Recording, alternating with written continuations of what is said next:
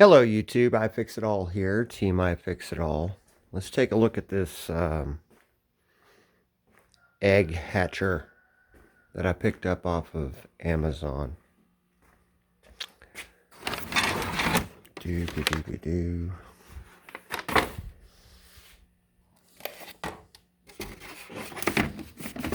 Alright, so this egg hatcher, let me turn on more lights, hang on. Pause. That might have helped.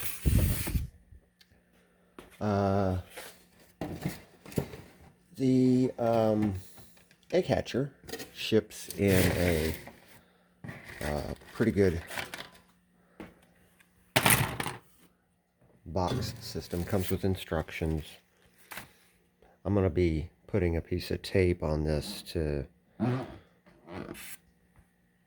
keep the important information like humidity level and temperature level I need to maintain. But it comes shipped pretty darn nice. I recommend you keep the styrofoam enclosure. You never know where you're going to be hatching your eggs. But if it just so happens the area where you decide to run this is chillier than you would like, or you're having a little trouble maintaining temperature, keeping the styrofoam system was the intent of the engineer. Because if you'll notice, if it wasn't, it wouldn't be, they wouldn't have spent the labor time involved in complementing the shapes of the openings, nor giving you a cutout for access control. There's the brand name, TALABIDE. I don't know where it's made. I got this because it was a decent price point, which wasn't number one. It was just, it looked different than everything else. Like a little chicken house.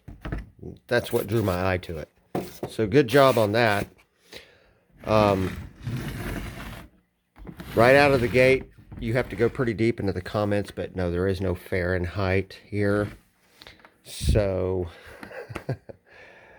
I'm not going to power this up. I'm not going to demo it at all. I'm just going to tell you what my experience was. It'll hold 10 eggs. It has a temperature sensor and a humidity sensor up in there, and a fan. And it has an agitator motor right there. And I might be able to power this up and show you what it does. I don't want this to be a long video, but let's see if I can plug it in. And watch what happens to that.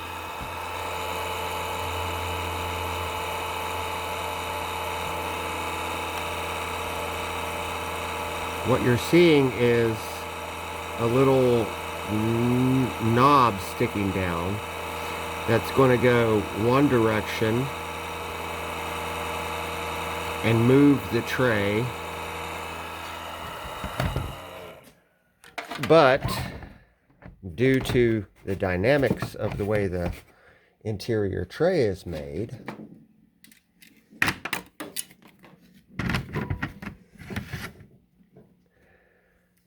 so what you got here is a bottom tray.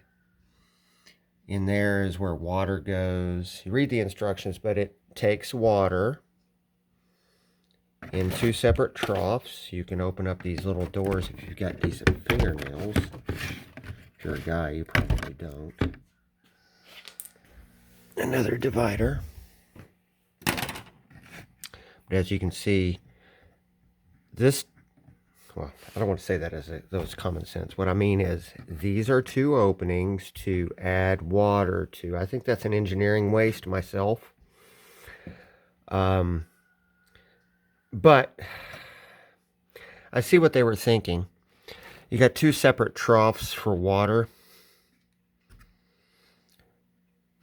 which means depending on if your surface is level or not, you don't want it all pooling up in one corner or whatever. So you got this center one as an insurance policy to make sure you at least got some water in the middle. This is the tray that separates the water from the eggs. This tray will drop in, and everything's getting the same color here, black, but you drop these dividers in to complement your egg population. Golf ball as a result. Let me get another golf ball. Hang on. Found another golf ball. So let's talk about this automatic turning mechanism for a minute. I just found out this pulls off. So notice it's pointed straight ahead, and it is key weight and removable. So for this video, what happens here is when you have these dividers installed as you see fit through all these various slots. Now remember, you've got water down in there in the lower chamber also by your little access doors. Two separate chambers, which I've already explained. But this will turn by way of a DC motor, I assume. And it'll do this. And whoops, I wasn't even in the slot. It'll do this. This remains stationary, so you get the idea that it being offset, it'll move the tray like this, back and forth. However, what was concerning me was when this tray moves, how many degrees is it? Because you don't want to move the egg and then put it back to where it originally was. The idea is to move the eggs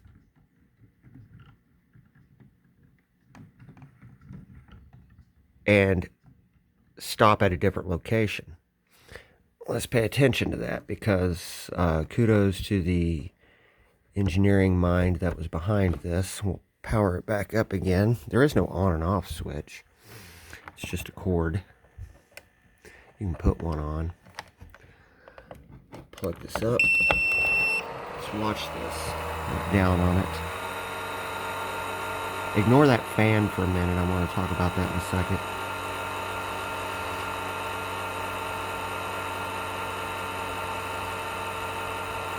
So notice it did not go full 360 degrees. It went something.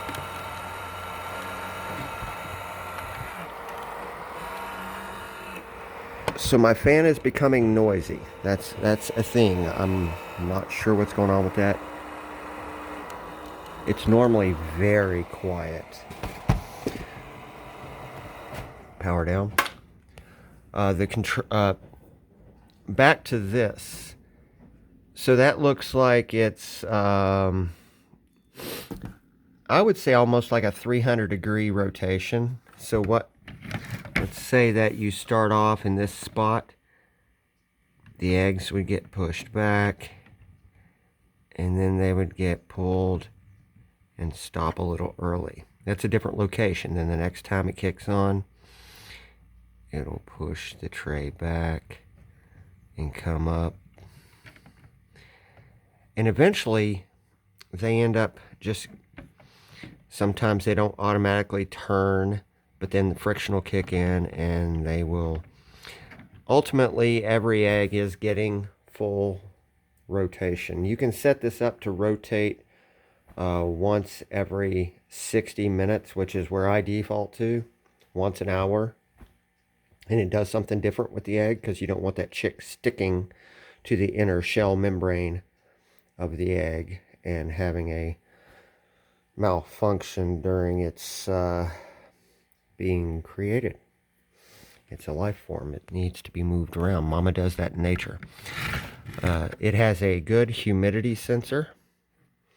Anything below 45, I believe, an audible alarm kicks on. And of course, I already mentioned your temperature is in Celsius, so just get used to that. I think I was running my machine at like 38.5 or something like that. A little over 100 degrees Fahrenheit for the first 16 or 17 days, and then I scaled back to around 37.4 for the last few, which is right around. Don't beat me up, guys. I don't convert well on Celsius, but it's just a smidge under 100 degrees. It's really important that you lower that temperature in the last couple, 3 days of the chick. You don't want to cook them.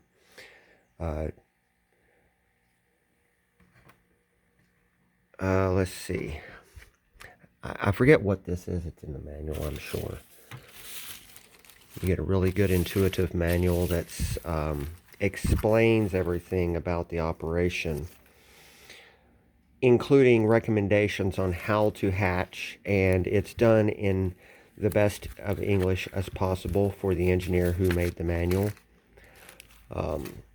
Key things to remember is your humidity and temperature, and also the keeping of this styrofoam container. Downsides are, an opportunity was missed. I don't know if this is, I bought it knowing it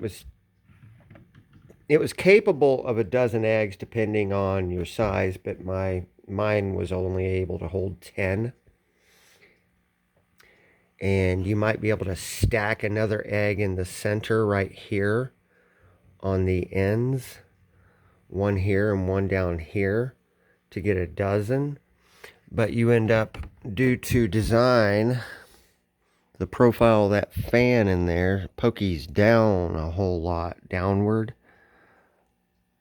So as the tray moves back and forth, you stand a chance of that, of the activity of that motor running, moving the tray of eggs, crushing the egg up against those 45-degree angle plastic cutouts on either side. So be cautious of that. The fan on mine is starting to make a little bit of noise. I don't know why. It's normally really quiet. I mean, I just don't know why that happened. We'll power it up again and see if it still makes that same noise. When you set these down, it's really important to understand that you can accidentally not have it proper. You gotta, normally when you have it just right, it goes quiet as a church mouse. Plugging in. There we go. Oh, the fan just started jacking up. So there's my one issue is I've had this for one hatching season, and the fan is starting to make noise. I'm going to open it up and add a little bit of lube to something in there. I'm good at fixing stuff. My channel is called I Fix It All. We rotate this around here. Get an image of the display. There we go. It's Well, it quietened it down. Up here, it's trying to display Celsius temperature. Right here, it's trying to display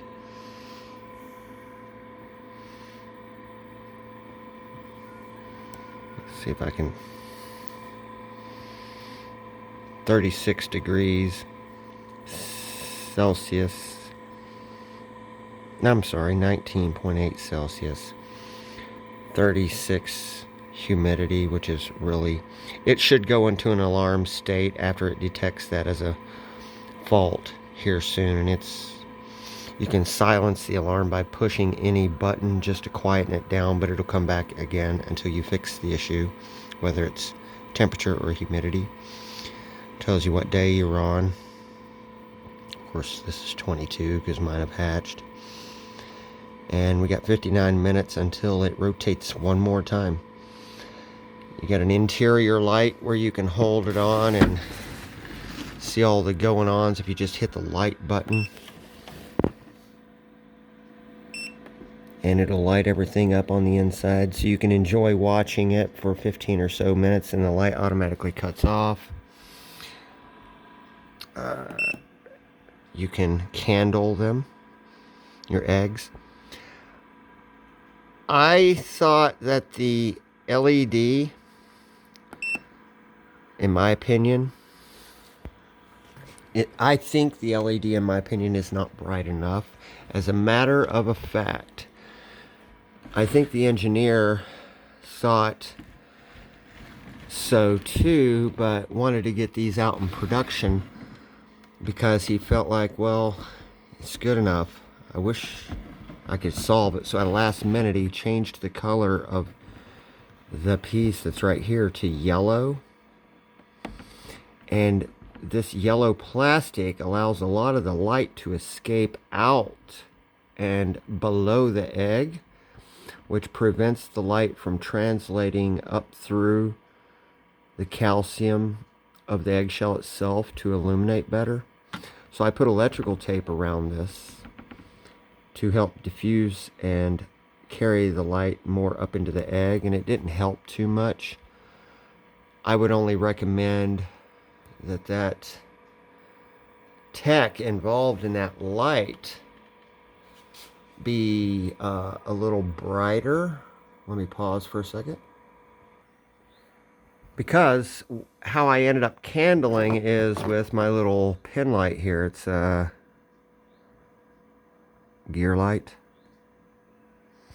But its shape and the depth of the lens allows an egg to sit on that very small circle, and allow for the concave shape of the egg, the fat part of the egg, to sit right here nicely and seal nicely. And I just turn the light on underneath the egg. I obviously doing it two-handed, but that would shine up into the egg in a dark room, and you can see all the going-ons around day 7, 8, or 9. The illumination of that candling does need improved. I think I'm being a little picky there because it might be sufficient. I'm not a professional hatcher. I'm just a guy who has chickens. This machine here is perfect in every way you'd ever want if you just wanted to hatch out eggs, from little banty eggs to regular eggs. And all of the tech involved works perfect. You notice how quiet it is? And it gives you some amenities like viewing windows and seeing how things are going on. And it's interactive for the kids. By the way, I set the lid down wrong. Let's do this proper. Here you go. We're going to make sure that we drop our lid down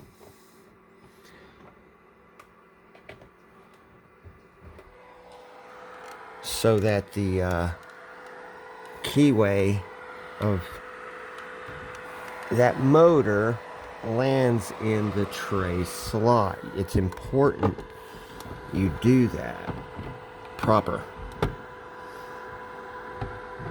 Oops. Really hard one-handed.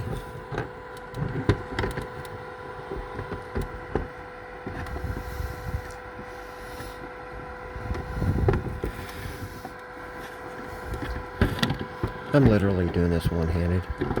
There we go.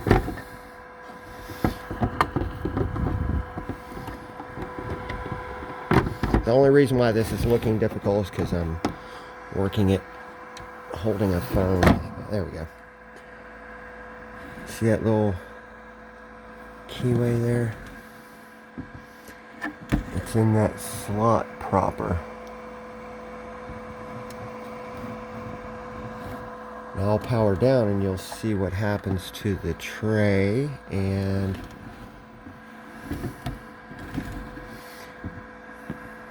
there's back reflection. Let's go over to the other side. Hang on. Let's unplug it and power it back up. Turn the light on.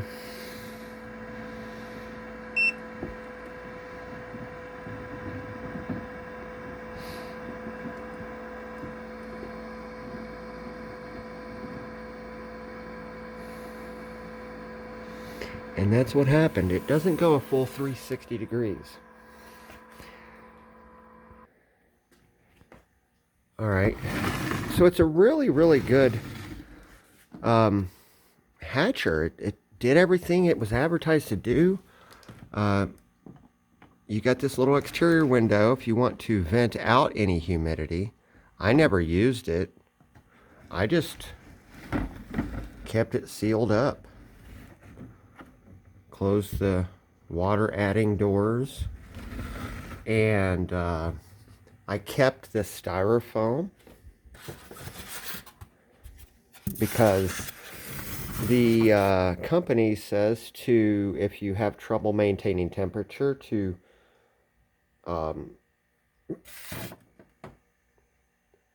cover it with foam. But I think if I reread the instructions, because English was not the first language, that the engineer was trying to say, keep your packing foam and set your hatcher inside the packing foam assembly, and that will help maintain temperature. Now, back to the biggest drawback, which cost me 2 eggs. The cheapest improvement that could be done to this is to add a handle.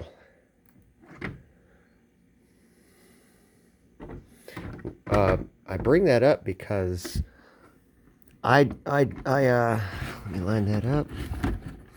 I had gotten in a habit of reaching for this, and since my hands are so calloused and fingertips, this plastic is like slick as like a freshly waxed, fresh paint job car. Slick. And what I did was I grabbed this, and it slipped out of my hand.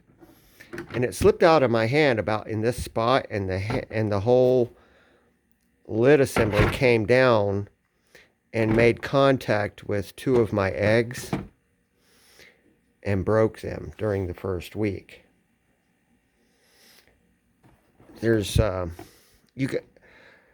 in a way, I generally don't need to come at something that's very lightweight with 2 hands to take the lid off. I know it sounds kind of weird, but I grabbed it with 1 hand. And 1 hand was working all that time. I would grab it by this to lift it off. And it was my fault, of course. But lifting this lid off and on, be careful. Learn how you're going to remove the lid and become repetitive in that methodology, because if you grab like this, there's no grip. So I've been pinky over here, thumb over here, like that. But to further prevent the problem from happening again, I added a lanyard and just drilled and knotted each end. But that's just me. You can do whatever you want. Let's go check out the babies that hatched. Hang tight. I didn't cover a couple things. You got a spray bottle they give you towards the last 2 or 3 days. Maybe that's probably about right. Liberally spray water on the eggs. You want to soften that shell. Secondarily, on a side note, we had one egg that failed because we have 2 roosters. One is a Banty and one is a full-size Buff Orpington. One of my eggs had a chick that I suspect was a product of my small Banty. However, that chick was contained in a large egg. Now, I believe that when chicks are growing, they fill up the interior void of the egg and they are able to make contact with the walls to get some leverage to push and peck and things like that. The chick that I saw inside this egg was only occupying approximately 60 to 70% of the entire volume of the interior of the egg, meaning the chick itself was small. And I felt really awful because I knew he was a candidate for hatching. And I heard him chirp when I tapped on the egg with my fingernail right around day 19. I could hear him chirp. And I decided to slip him underneath a broody hen of mine. And he just didn't make it. I think he just drowned in fluids or something. He just wasn't big enough to kick open the doors. So I've got an idea that if that happens again, I'm going to be paying particular close attention to chicks that are too small for the environment for which they are growing in. I'm going to try to, around day 19 or 20, maybe 20, I'll assist in cracking that egg in a proper location to help them get out. That hurt my feelings so much. You've got dividers here. They gave me 1, 2, 3, 4, 5, 6. So that's enough dividers to do a dozen, isn't that right? You got 2, 4, 2, 4, 6, 8, 10, 12. Well, I can hold up to 14 eggs if you... I'm just trying to... I'm not putting these in the proper slots. They're not lined up right. So that's 2, 4, 6, 8, 10, 12, 14. Yeah, you could do up to 14 eggs in here if they are just little guys. But the eggs that I'm producing are pretty darned big. I was able to fit 10 large eggs in here. Plenty of dividers for the home DIYer. You could hatch out a half a dozen chicks a month. What would be really cool is if this entire tech, the tech involved in this would be the size of my deep freeze lid. And about that tall, where you could hold like dozens of eggs if you were in a large scale environment, you know. And this thing would probably cost like $350, $450 to hold like 16 dozen eggs or 30 dozen eggs. I'm just saying, the tech involved in this is pretty simple, and it's rock solid, dead on, zero malfunctions so far. Again, I've only used it once, but I can't complain. It really did a good job for us. Let's go visit our little new guys. Hang tight. What the heck has you guys all flustered? Come on, Bob. Chill out. April, what you gonna do? I think that I will stay with you for a while. Let's go meet the new guys. So we had a small Silky who was broody, and she would stay in the chicken house. And she was there for about 3 weeks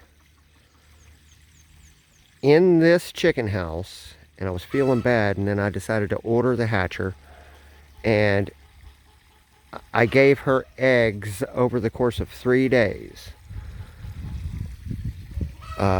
Meaning we were targeting eggs that looked like they might be hens. But here's Mama. Let's go see the babies. Hey, Mama. And this is Flint. She's teaching them how to do stuff. There's our chicks. Hey guys, is it chilly out here? Today's temperature is about 53 right now. This is late April 2024. She's a proud mama. She sees a threat. There's a cat. And she's keeping her eye on the cat, and now, would you quit, you drama queen? And these guys are healthy. I've got the pond that overflows into a drinking area for the big chicks, but it spillways over to another little baby pond accessible to the nursery area that I have, which is safe from, it keeps the chicks from getting out. Use rabbit wire. Do not use chicken wire for chicks. They go through it like it's not even there. Hey. Oh, I wasn't trying to hurt nobody. Just trying to get these guys on video. Everybody looks ultra healthy. And a very good mama. Over here eating. I take a shovel and I'll chop out a whole chunk of a dandelion plant and set it in here, and Mama can teach them how to eat greens, and she's teaching them how to root around for food right now. Everybody's fat, dumb, and happy. These guys are only a couple of days old. YouTube, this has been 33 minutes, but hope you enjoyed. Here comes Dad. Hey, Bob. Hey, Bob. How are you doing? And you guys have not seen any updates on my chicken coop area, but nothing's really changed except for, oh, well, a couple things have changed, but I added a nesting perch inside, which is a piece of bamboo that travels the full length in there. I had 2, but it seemed kind of congested. And then also I added nesting box just below the house with a porch and an access limb for them to walk down and choose where they're going to lay their eggs. And they're a big fan of this. And curiously enough, Elvis, would you, silly cat. Yeah, there's a cat here. I hear you. I've got a piece of tape that I'm monitoring where I find eggs. What's really weird is you would think they would want to nest up a little higher, but for some reason they prefer this lower shelf. I don't know why. You guys in the comments, let me know if you experience the same thing. Is the lower shelves more popular than the higher shelves? This was free to a good neighbor of mine. He was getting some stuff an older gentleman was getting rid of in the chicken world.